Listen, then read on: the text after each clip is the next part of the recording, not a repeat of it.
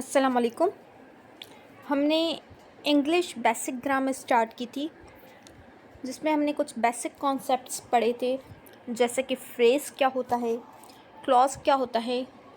हमने कहा था कि फ्रेज़ हम ग्रुप ऑफ वर्ड्स को कहते हैं जो आपको कंप्लीट सेंस ना दे, मीन्स आपको आपकी बात अधूरी रहे, जिसमें आपका क्या का सवाल आए कि आगे क्या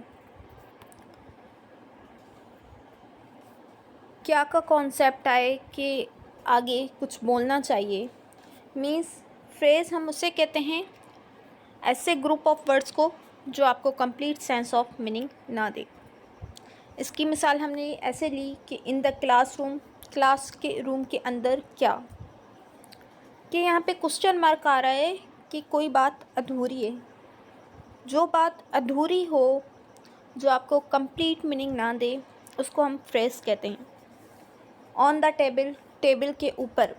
अगर मैं ऐसे कहूँ a book is lying on the table, अब ये कंप्लीट सेंस ऑफ मीनिंग हमें दे रहा है कि एक किताब जो है टेबल के ऊपर पड़ी है।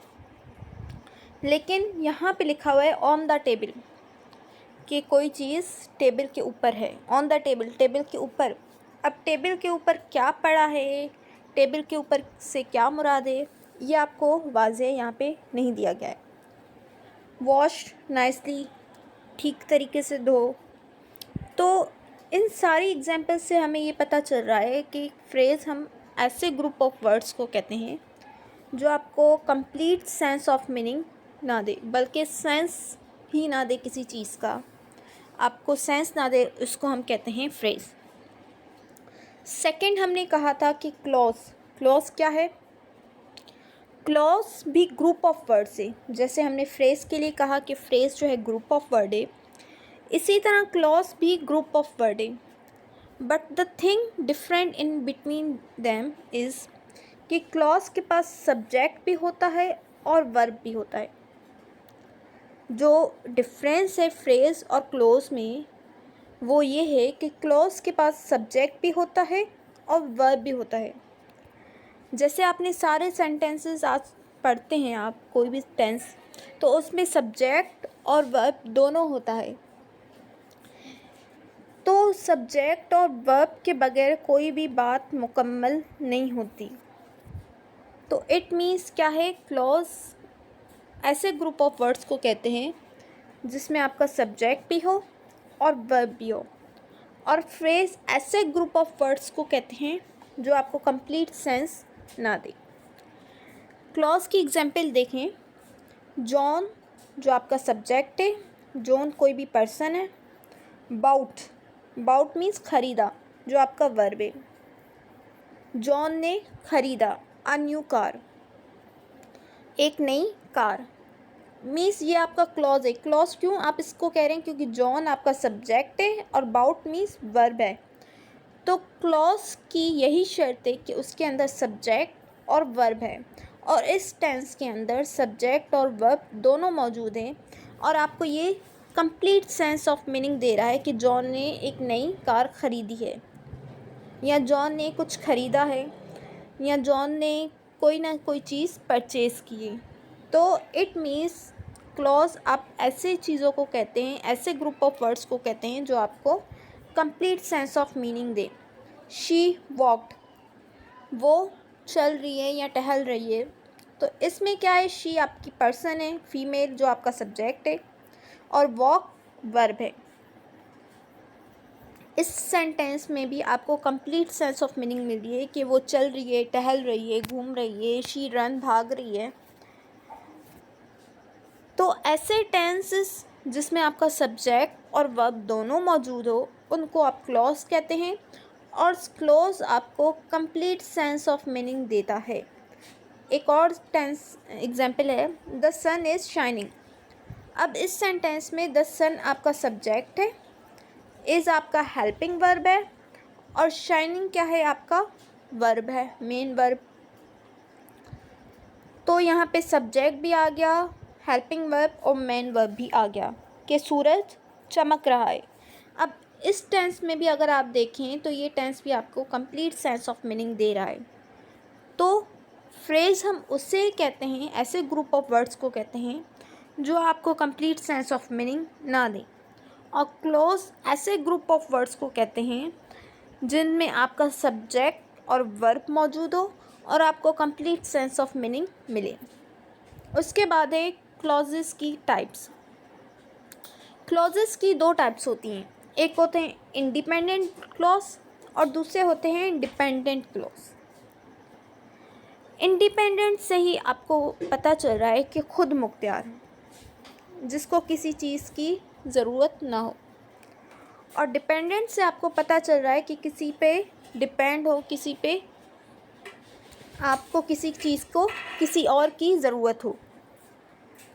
तो इंडिपेंडेंट क्लॉज उससे कहते हैं जिस क्लॉज को किसी और क्लॉज या किसी और फ्रेज या किसी और ग्रुप ऑफ वर्ड्स की नीड ना हो। और डिपेंडेंट क्लॉज ऐसे क्लॉज को कहते हैं जिस क्लॉज को अपनी मीनिंग कंप्लीट करने के लिए किसी और का सहारा लेना पड़े, किसी और का क्लॉज का सहारा लेना पड़े, किसी फ्रेज का सहारा लेना पड़े, किसी और ग्रुप ऑफ वर्ड का सहारा लेना पड़े, उसको हम कहते हैं डिपेंडेंट क्लॉज। इंडिपेंडेंट क्लॉज में देखें, she ran to catch the bus, वो बस के पीछे भागी, किस बस को पकड़ने के लिए उसके पीछे भागी। She ran to catch the bus. Second है he sings in the shower, वो नहाने के दौरान गा रहा था, सिंग कर रहा था शावर लेते वक्त। तो इस टेंस में अगर आप देखें तो ये आपको कंप्लीट सेंस दे रहे हैं, कंप्लीट मीनिंग दे रहे हैं। आपका यहाँ पे क्वेश्चन मार्क जनरेट नहीं हो रहा। She ran to catch the bus, वो बस को पकड़ने के लिए उसके पीछे भागी। ही सिंग्स इन द शावर, वो शावर लेने के दौरान शावर में वो गा रहा था। अब डिपेंडेंट क्लॉज में अगर आप देखें, बिकॉज आई वॉज टायर्ड, क्योंकि मैं थकी हुई थी, क्योंकि मैं थकी हुई थी। अब यहाँ पे क्वेश्चन मार्क जनरेट हो रहा है, बिकॉज, इफ़, ये आपके डिपेंडेंट क्लॉज होते हैं। बिकॉज आई वॉज टायर्ड, अब यहाँ पे क्वेश्चन मार्क जनरेट हो रहा है कि आगे क्या, क्योंकि मैं थकी हुई थी। अब यहाँ पे हो सकता है इस क्योंकि मैं थकी हुई थी, इफ़ इट रेन्स टुमारो, अगर कल बारिश हो जाती है तो मैं छुट्टी कर लूँगा स्कूल की, या कुछ नानी के घर जाऊँगा या खेल लूँगा। तो यहाँ पे आगे किसी चीज़ की नीड हो रही है, किसी सेंटेंस की नीड है, कोई बात अधूरी है कि इफ़ इट रेन टुमारो। अब आप आगे सुनना चाहते हैं कोई बात, तो वो होता है डिपेंडेंट क्लॉज। जहाँ पर आपको ज़रूरत ना पड़े आगे सुनने की, वो होता है इंडिपेंडेंट क्लॉज। तो डिपेंडेंट क्लॉज वो होते हैं जहाँ पे आपकी बात अधूरी है, आपको किसी का सहारा लेना पड़े, आप आगे सुनना चाहते हो, क्या का रीज़न आए। और इंडिपेंडेंट में क्या होता है कि आपको बात अधूरी ना हो, आपका कंप्लीट सेंस हो और आपका टेंस फुल स्टॉप पे ख़त्म हो जाए। और यहाँ पे आगे कोमा भी सम टाइम आ जाता है। तो जहाँ पे आपको कुछ सुनने की नीड हो, जहाँ पे आपको कंप्लीट सेंस ना मिले, उसको हम डिपेंडेंट क्लॉज कहते हैं। और जहाँ पे आपको नीड ना पड़े कि आगे सुनने की, आपका सेंस कंप्लीट हो जाए, उसको हम इंडिपेंडेंट क्लॉज कहते हैं। अब सवाल यहाँ पे ये जनरेट हो रहा है कि जब डिपेंडेंट क्लॉज भी आपको कंप्लीट सेंस मीनिंग नहीं दे रहा, तो हम इसको फ्रेज क्यों कहते हैं, फ्रेज क्यों नहीं कहते। तो अगर आपने फर्स्ट स्लाइड में देखा कि फ्रेज की डेफिनेशन पे गौर किया कि फ्रेज हम ऐसे ग्रुप ऑफ वर्ड्स को कहते हैं जो आपको कंप्लीट सेंस ऑफ मीनिंग ना दे। अब फ्रेज़ के अंदर एक और बात होती है कि फ्रेज़ के अंदर सब्जेक्ट और वर्ब मौजूद नहीं होता, और क्लॉज के अंदर सब्जेक्ट और वर्ब मौजूद होता है। 2 पॉइंट कि फ्रेज़ विदाउट सब्जेक्ट और वर्ब होता है और क्लॉज सब्जेक्ट और वर्ब के साथ होता है। तो अगर आप इस डिपेंडेंट क्लॉज में देखें तो आए क्या है, सब्जेक्ट, वॉज टायर्ड, वॉज आपका हेल्पिंग वर्ब, टायर्ड क्या है आपका मेन वर्ब। तो इस टेंस के अंदर आपका सब्जेक्ट भी है और वर्ब भी है। तो इसको आप फ्रेज़ कैसे कहोगे? फ्रेज़ तो ऐसे वर्ड्स होते हैं जो आपके सब्जेक्ट और वर्ब के अलावा हों, सब्जेक्ट और वर्ब जिसमें ना आए। जिसमें सब्जेक्ट और वर्ब आता है वो आपके होते हैं क्लॉज। तो इस वजह से हम इनको क्लॉज नहीं फ्रेज़ नहीं कह सकते, क्योंकि इनमें क्या है, आपका सब्जेक्ट भी है और वर्ब भी है। अब इट क्या है, सब्जेक्ट, ब्रेन क्या है, verb. So it means subject और वर्ब जिसके अंदर हो वो आपके क्लॉज होते हैं। फ्रेज़ और क्लॉज के बाद आ जाता है सेंटेंस। ग्रामर इंग्लिश की स्टार्ट ही सेंटेंस से होती है।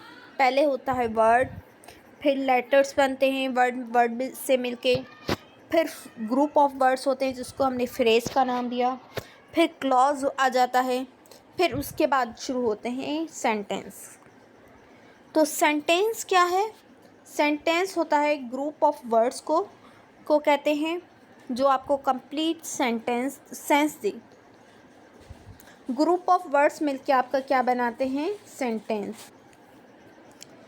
सेंटेंस की एक और डेफिनेशन भी होती है कि इंडिपेंडेंट क्लॉज आपका सेंटेंस होता है, क्योंकि इंडिपेंडेंट क्लॉज भी आपका कैपिटल लेटर से स्टार्ट होता है और फुल स्टॉप पे ख़त्म होता है और आपको कंप्लीट सेंस ऑफ मीनिंग देता है, जिसको आप एक सेंटेंस कंप्लीट कह सकते हैं। इसी तरह सेंटेंस भी कैपिटल लेटर से स्टार्ट होता है और फुल स्टॉप पे ख़त्म होता है।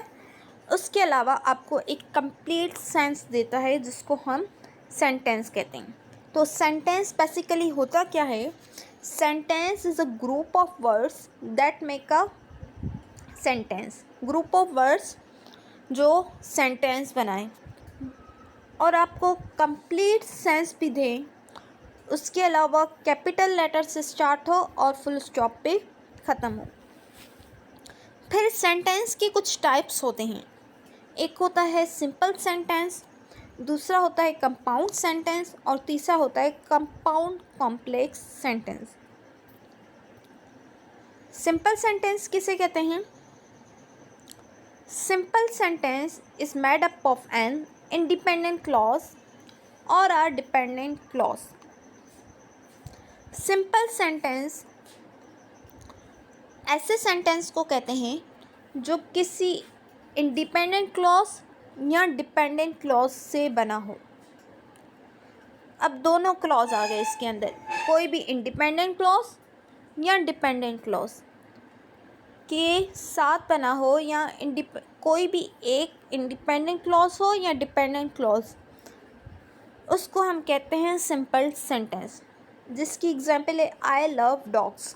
अब ये एक लाइन का सेंटेंस है, एक सेंटेंस है जो स्टार्ट हुआ कैपिटल से, एंड हुआ फुल स्टॉप पे।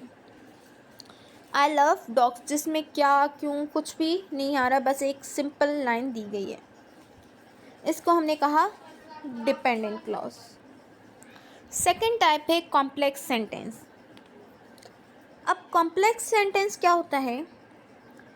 ऐसा सेंटेंस जो दो डिपेंडेंट क्लॉज से मिलके बना हो। दो डिपेंडेंट क्लॉज। अब यहाँ पर तो इस सेंटेंस में आपकी बात पूरी हो गई, आई लव डॉग्स। अब यहाँ पर एक एडिशनल सेंटेंस आपने जोड़ा जो कि खुद एक अलग सेंटेंस है, आई अप्रिशिएट कैट्स। अगर आप आई अप्रिशिएट कैट को अलग लिखें तो यह खुद एक सिंपल सेंटेंस है। आई लव डॉग्स को अलग लिखें जैसे ऊपर लिखा, ये खुद एक सिंपल सेंटेंस है। या सिंपली हम ऐसे कह लें कि दो सिंपल सेंटेंस को मिला के हम जो सेंटेंस बनाते हैं वो होता है कॉम्प्लेक्स सेंटेंस। कॉम्प्लेक्स सेंटेंस को हमने एक कंजक्शन से ज्वाइन किया, जिस एंड कंजक्शन हो सकता है, कोई भी कंजक्शन, वो according to the need of the sentence होता है कि I love dogs and I appreciate kids. इसमें आपने दो सेंटेंस लिए, दो डिपेंडेंट सेंटेंस क्लॉज लिए। आई अप्रिशिएट कैट अलग डिपेंडेंट क्लॉज है, आई लव डॉग अलग डिपेंडेंट क्लॉज है। जब आपने इन दोनों सिंपल सेंटेंस या दोनों डिपेंडेंट क्लॉज को आपस में मिलाया तो ये बन गया कॉम्प्लेक्स सेंटेंस। तो कॉम्प्लेक्स सेंटेंस हम उससे कहते हैं जो दो डिपेंडेंट क्लॉज से बना हो या दो सिंपल सेंटेंसेस से, और दोनों को आपस में एक कंजक्शन से ज्वाइन किया जाए या कॉमा से या सेमीकोलन से, तो वो सेंटेंस पे डिपेंड होता है कि आप सेंटेंस कौन सा ले रहे हो। तीसरी टाइप है कंपाउंड सेंटेंस की। अब कंपाउंड सेंटेंस क्या होते हैं? It is made up of one independent clause and one dependent clause. ये भी दो सेंटेंस या दो क्लॉज से बन रहा है, मगर फ़र्क क्या है इसमें कि इसमें आप एक इंडिपेंडेंट ले रहे हैं और एक डिपेंड ले रहे हैं, एक इंडिपेंडेंट और एक डिपेंडेंट। जब आप एक इंडिपेंडेंट और एक डिपेंडेंट क्लॉज लेते हो तो वो आपका होता है कंपाउंड। सिंपल सेंटेंस क्या था? एक स्टेटमेंट जो कोई भी हो सकती है, डिपेंडेंट भी हो सकता है, इंडिपेंडेंट भी। कॉम्प्लेक्स क्या था? कि दोनों आपके डिपेंडेंट क्लॉज हों या दोनों सिंपल सेंटेंस हो जिसको आप किसी कंजक्शन से, किसी भी कॉलन वगैरह से ज्वाइन करें। अब कंपाउंड सेंटेंस क्या है? जिसमें आपका एक डिपेंडेंट हो और दूसरा इंडिपेंडेंट। तो ऐसे सेंटेंस जिसमें एक इंडिपेंडेंट क्लॉज हो, पहले आएगा डिपेंडेंट, पहले सेंटेंस आएगा डिपेंडेंट, फिर आएगा इंडिपेंडेंट, क्योंकि इंडिपेंडेंट को और डिपेंडेंट क्लॉज को किसी की नीड होगी और वो नीड पूरी करेगा आपका इंडिपेंडेंट क्लॉज। जब डिपेंडेंट और इंडिपेंडेंट साथ में आ जाएं तो वो होगा आपका कंपाउंड सेंटेंस। इसकी एग्जांपल है because I am cultured, because I am cultured. अब ये आपका यहाँ तक डिपेंडेंट था, क्योंकि यहाँ पे क्वेश्चन मार्क हो रहा है, क्योंकि बिकॉज आपके डिपेंडेंट क्लॉज की आइडेंटिटी होते हैं। Because I am cultured, I love dogs. I love dog आपका क्या है? आपका इंडिपेंडेंट क्लॉज है। तो पहले क्या आया आपका इंडिपेंडेंट क्लॉज, जिसकी क्योंकि डिपेंडेंट क्लॉज पहले आपका आया डिपेंडेंट क्लॉज। अब यहाँ पे डिपेंडेंट क्लॉज को किसी की नीड है, जो नीड पूरी कर रहा है आपका इंडिपेंडेंट क्लॉज।